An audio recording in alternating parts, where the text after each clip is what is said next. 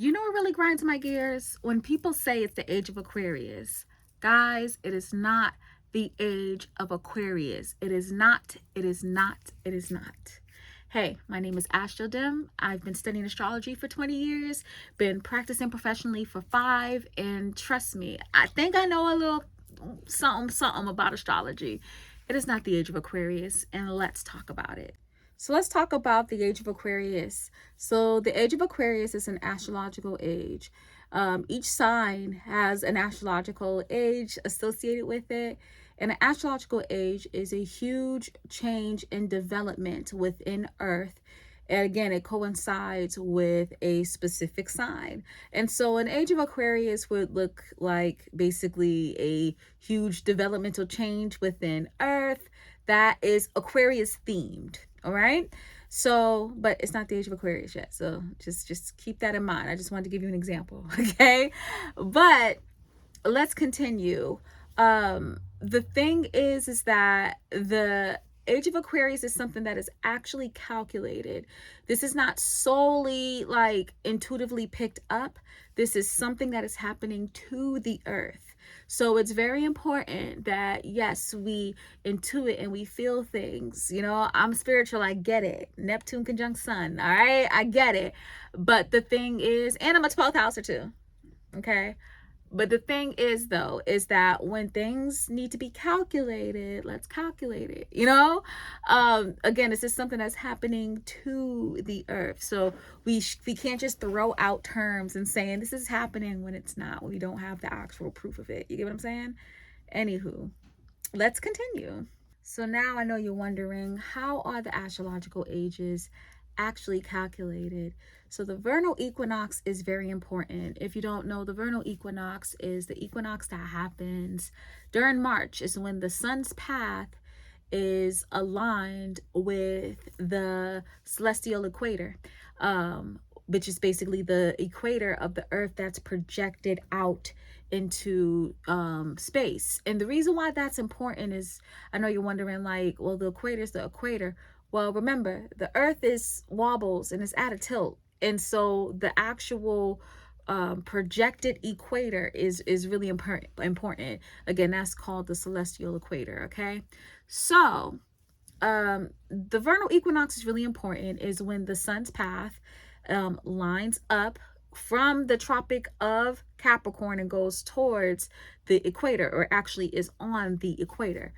So that is why, because the sun is moving up, the northern hemisphere, that's spring, southern hemisphere, that's fall for them. Okay. Well, I meant to say the sun's path is moving up towards the equator during the vernal equinox. If we take a look at this diagram, the sun is in the middle and the sun generally doesn't change, but because the earth is at a tilt and it revolves around the sun in more of an elliptic shape, with the left side more up and the right side more down, the positioning of the sun's path changes from the Tropic of Capricorn to the equator to the Tropic of Cancer and back down. That actually shows the seasons. Cool, right? Now let's imagine this is the northern hemisphere's perspective. Towards the left it says summer solstice. So the sun's path is aligning with the Tropic of Cancer. If you look towards the bottom with the fall equinox, the sun's path is going back down towards the equator. And then for winter solstice, the sun's path is going towards Tropic of Capricorn. Then for spring equinox is going back towards the equator. And it is literally vice versa when it comes to the southern hemisphere with the seasons, meaning the seasons are vice versa with the sun's path positioning. Very, very important.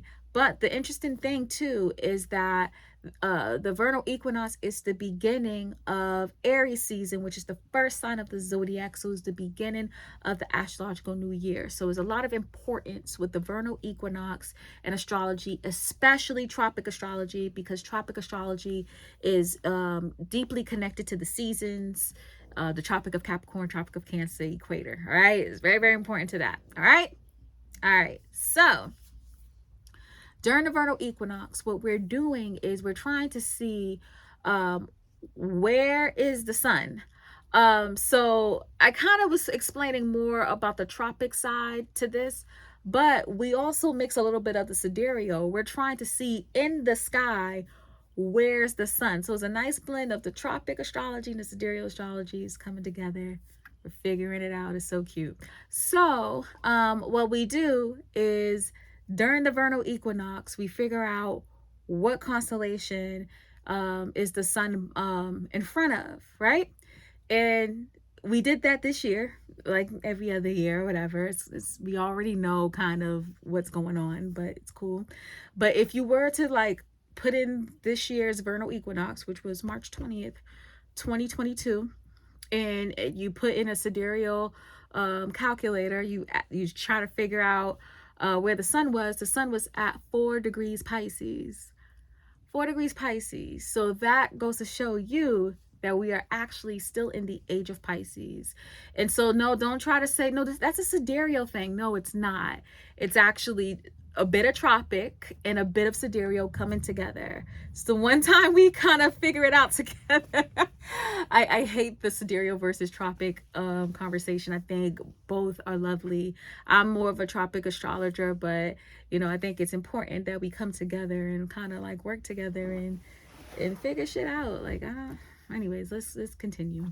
Ages, similar to nodes, ages work backwards. So I know you're confused. You're like, well, you're saying we're not in the age of Aquarius yet, but ain't Pisces after Aquarius? Wouldn't it be like age of Capricorn, age of Aquarius, age of Pisces? No, it's actually backwards. It's age of Pisces, age of Aquarius, then we'll go into the age of Capricorn.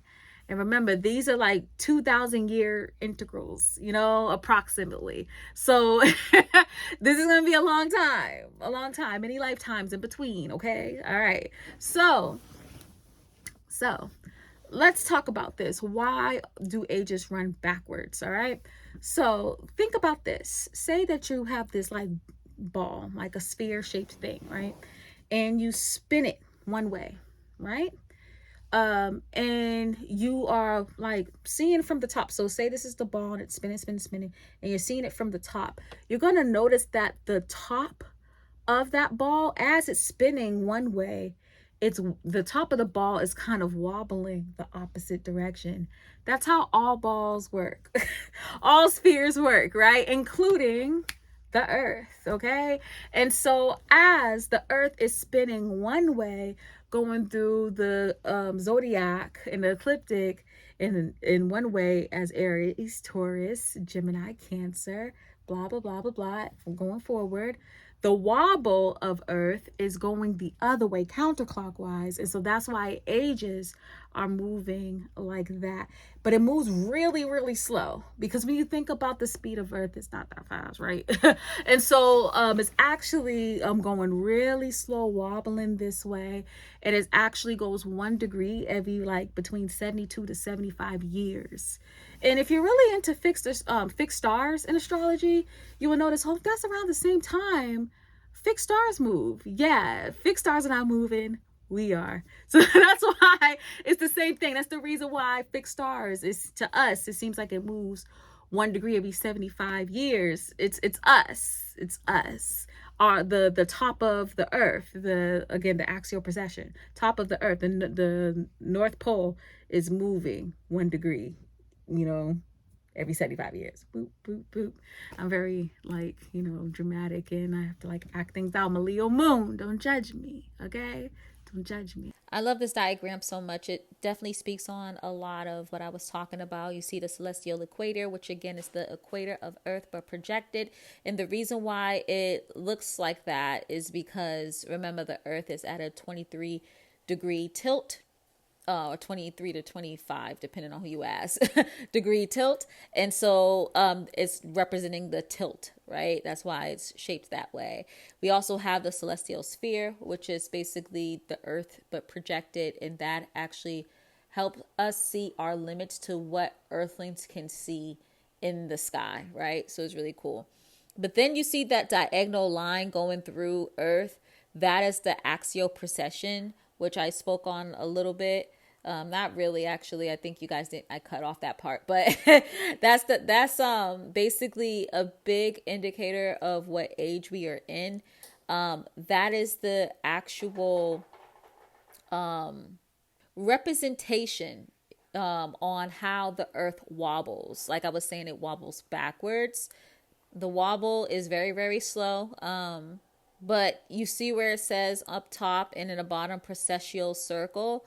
That's basically the earth wobbling in a full circle. And that happens every 25,000 years, okay? And that is what basically determines the astrological age. Well, it's a part of it.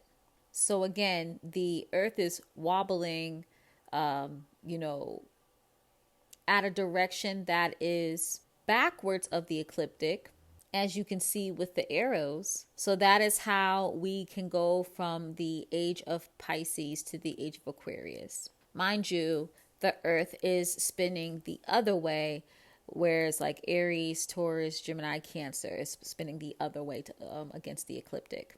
Now, this is cool because this also shows the slight difference between sidereal ecliptic and the ecliptic of tropic astrology. The true difference between sidereal and tropic astrology is sidereal is looking out at the sky and seeing what planets are, like what position they are in, against an ecliptic that is based off of the constellations, right? The 12 main constellations. Tropic is based off of a more fixed positioning that is connected to the shifts of the sun's path between the Tropic of Cancer, the equator, and the Tropic of Capricorn. The sidereal ecliptic is being actually shown here, but do you see that point where it says vernal equinoctial point and the Aries sign? That is tropical Aries, and the autonomal equinoctial point is tropical Libra. Now you see how the vernal equinoctial point is right between Pisces and Aquarius? That's where it will be during the age of Aquarius, with the sun sidereally being at 29 degrees Aquarius, but tropically at 0 degrees Aries. Another fun fact, famous astronomer Hipparchus is actually the person who, well, they may have not started this calculation of astrological ages, but they maybe are the earliest recorded, because you know a lot of these folks got a lot of knowledge elsewhere, you know, from the, you know, many ethnic groups of Africa to the many ethnic groups of Asia. So you never know. But Hipparchus, again, famous astronomer, and that was, I think it was recorded of him using this at 127 BC. Just have to look at my notes real quick, okay? But I have the actual number of how long the astrological age is. It's 2,160 years.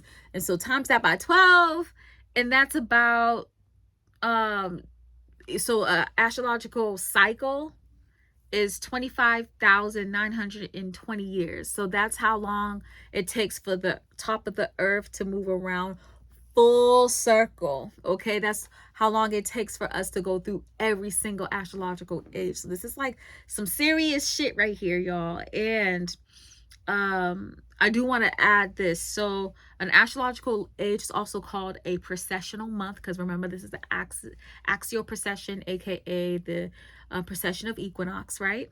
And also called the great month. It's just really cool.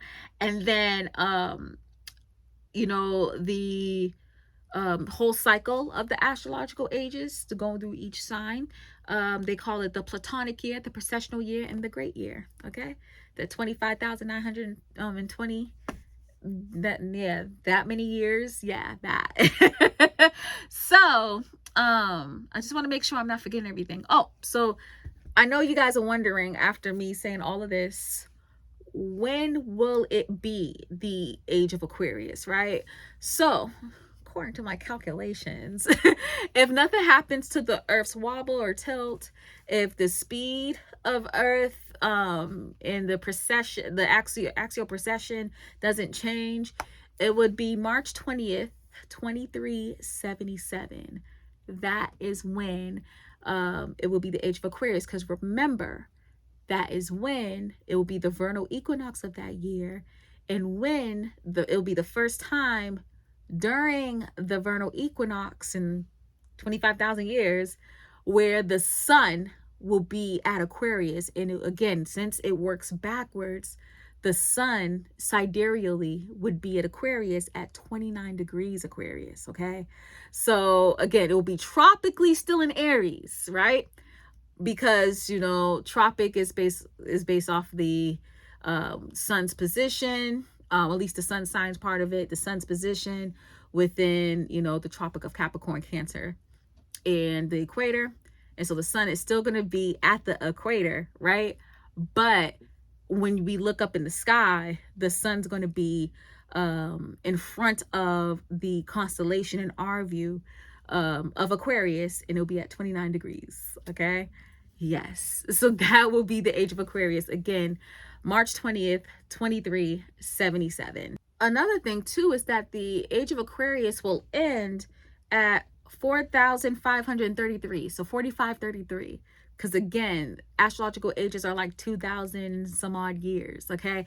And I actually did something. If you guys are interested, I can do a video on this. It'll be pretty short, maybe an actual YouTube short, where I talk about the estimated periods of the astrological ages. So I can do that if you want, give you all that information. It may be helpful. You know, you probably are wondering, when did the age of Pisces start? This is the crazy thing. It started at year 222. Isn't that wild? Year 222, just 3 twos. But okay, angel number, right? Okay, angel number. Isn't that wild? So if you put the year 222, put it in, you'll see that the sun, the sidereal sun, was at 29 degrees Pisces. Again, guys, we're mixing sidereal astrology and tropic astrology when it comes to figuring this out, okay? Because it's not necessarily the type of astrology that we're looking at. It's the axial precession, okay? All right? All right. I know a lot of people, too, like to mention that song from the 70s. It is the dawn of the age of Aquarius. Age of Aquarius. So with that song, right? First of all, song lit. Okay, they was spitting in that song, okay? But if you listen closely, they said it is the dawn of the age of Aquarius, right? And what I want to do, I'm gonna figure out where was the sun sidereally when that song came out during the vernal equinox. That's what I would love to know, to see if they said that exactly when the sun, well, not exactly, but well, yeah, now that I think about it, let me think. Now I think about it, the sun was at 5 degrees Pisces when they sung that song, because remember, it takes 75 years for, you know, the degree to move for the sun to move 1 degree because of the precession of equinox. So yeah, it was at 5 degrees. So no wonder they said it was the dawn, because it's the last 5 degrees of the age of Pisces. So anyways, let me continue. So again, they said it's the dawn of the age of Aquarius. And when you think of the concept of dawn, right?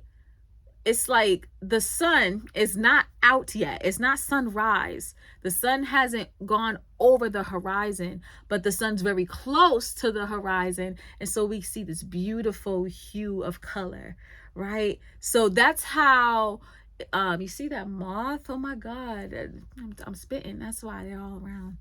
Well, not all around, it's just one.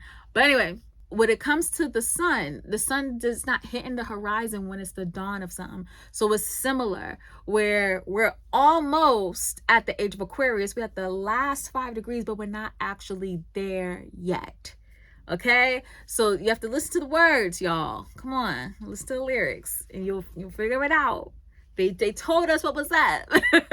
Lastly, I would like to kind of conclude this by talking about, you know, how we are definitely in the age of Pisces when you really think about it.